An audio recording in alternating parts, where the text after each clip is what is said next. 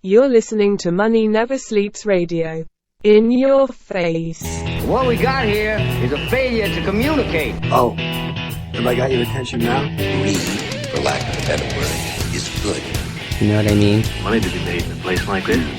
Money never sleeps, pal. You're crazy. Don't run when you lose.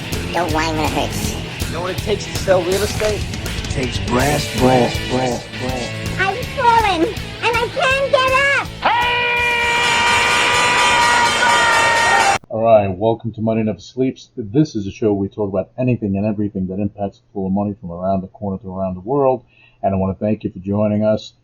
Today, the topic at hand has to do with digital assets, cryptocurrency, tokenized assets. And the reason being, first, this is the future of finance, blockchain technology. I've been saying this for years, and it's coming true when you're seeing it evolve. Almost every week, there's something new happening. Just a few days ago, well, maybe a couple of days ago, what wound up happening is that you have FNMA, okay, the biggest lender for mortgages, and they agreed to start accepting mortgages that are backed by digital assets. Now, they're going to first start with Bitcoin. And I'm sure this is going to evolve very quickly into USDT, USDC, and other, layer one native tokens, Ethereum, Solana, Pecu Novus, Avalanche, and the like. This is all going to happen. And the reason why this is going to happen is because this is a long time coming. Now, and the particulars, you're going to have to read up on it. But on a high level, I think that what's transpiring is that typically, if you were going to go and utilize your digital assets to buy a house, you'd have to sell it. You'd incur a tax consequence. You'd incur a lot of things. But meanwhile, you really don't want to sell it. You want to go leverage it to go get something because you're looking at the future, okay? And you don't want to get rid of something now that you can hold on to. You want to go and accrue value in whatever you have, okay, for your net worth. And them making this change is going to be a trickle. It's going to be a trickle-down effect because now you're going to have more of this happening. I promise you that in 2026, you're going to see a lot of this transpiring. And all those that are holding, layer one native tokens, okay, Bitcoin, Ethereum, Solana, Pecu Novus, Avalanche, XRP, and those type of tokens, there's going to be a big benefit there. Those that are holding stable tokens, stable coins like USDT, USDC, and a few others, they're also going to be of a utility. Thing is with the stable coins, they don't move, right? So it's not a matter of you losing out on an opportunity for the future. Now with Bitcoin and other layer one native tokens, that's a different story because it hasn't reached this height. It hasn't reached the pinnacle. Just imagine having to use Bitcoin at 60-something thousand to go buy a home. You have to sell it and go buy a home. Then all of a sudden, in 2 years' time, it's at 400,000. You just left a lot on the table. So what's happening here is that they're doing a big favor to holders of digital assets. And it's fantastic because now that's one step. You're going to see this go, and it's going to trickle down to the banking sector. It's going to trickle down to a lot of different areas. We've already seen the NASDAQ and New York Stock Exchange. They're already working on tokenizing equities. You're going to see more of that transpiring. Okay, and as I said, the future of finance is blockchain technology, is digital assets. Of course, Bitcoin is like digital gold. That's kind of like in a class of itself. The blockchain itself, is a little archaic. It's old.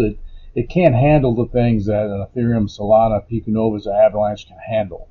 Okay, so the higher end technology type of deals you'll see on those type of chains, and that has to do with smart contracts and basically programmable activities that are going to take place, programmable actions, autonomous actions, and things of that nature, which is what institutions want, right? And adhering to a level of compliance and high fidelity data helps with all that, and it makes it really, really interesting. When I talk about, having scale, okay, Ethereum by far, beyond Bitcoin, by far is the largest, most utilized blockchain as far as their protocol is concerned.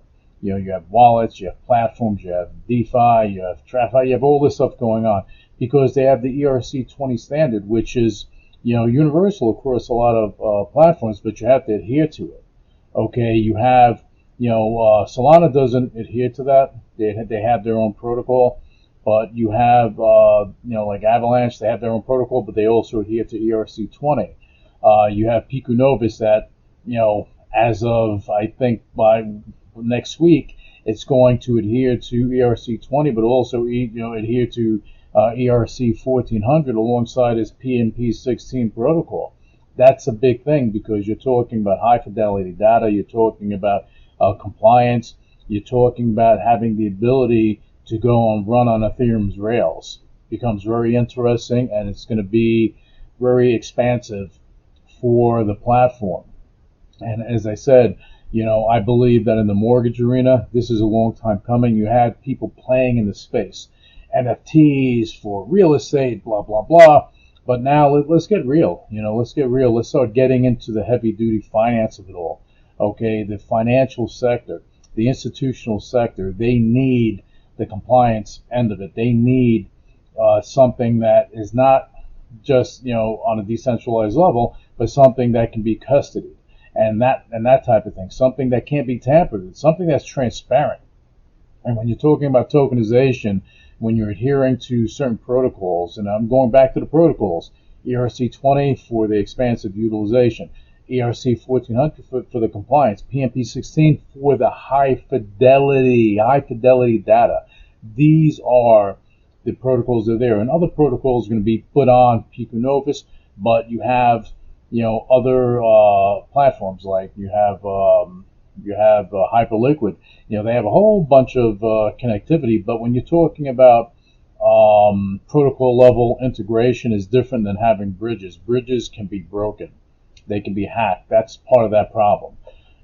But when you have these players in the space, I'm pretty sure they're looking to make this as seamless and as secure as possible. All right, and now with that said, it's going to open up a lot of opportunity. The mortgage business is going to change. The real estate business is going to change. And those people that have been embracing blockchain and tokenization and digital assets, the crypto space, they're already ready for this. They're ready to rock and roll. And I think that we're going to see a lot of things going on. I'm excited about it because it's going to allow a lot of things to transpire within the financial space. Now, with that said, what I want to do for the remainder of the show, because this is a short show today, we're in the weekend, but I wanted to go and play an overview of how FGA Partners is going and utilizing blockchain and tokenization, and they're doing this on the Pecu Novus network. They created an architecture and financial infrastructure that is pretty amazing, and what it can do.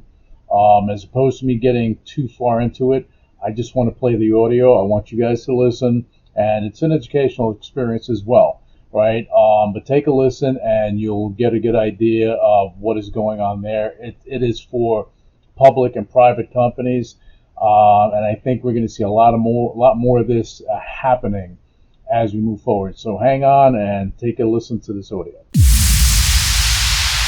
Let me ask you a simple question. What if your company could strengthen its balance sheet, raise capital, and access global institutional liquidity without giving up equity and without taking on toxic financing?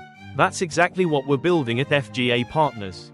At its core, we introduce something called a digital asset treasury, or DAT. Think of the DAT as a locked, blockchain-based reserve of assets that sits on your balance sheet. It's not speculative, it's not tradable, it's structured, secured, and immutable. FGA Partners builds this treasury, and we seed it with digital assets. Inside that treasury, you can have a combination of Digital assets like Pecu coins or USXM stablecoins invested by FGA Partners. A digital representation of your company's private or public stock locked with a registered custodian or transfer agent, if a digital instrument is issued. Tokenized real-world assets, or approved Layer 1 and Layer 2 blockchain assets that the company may own. Everything inside the DAT is locked, transparently held in the company's name, and designed to serve one purpose. And that is collateral. Now here's where it becomes powerful.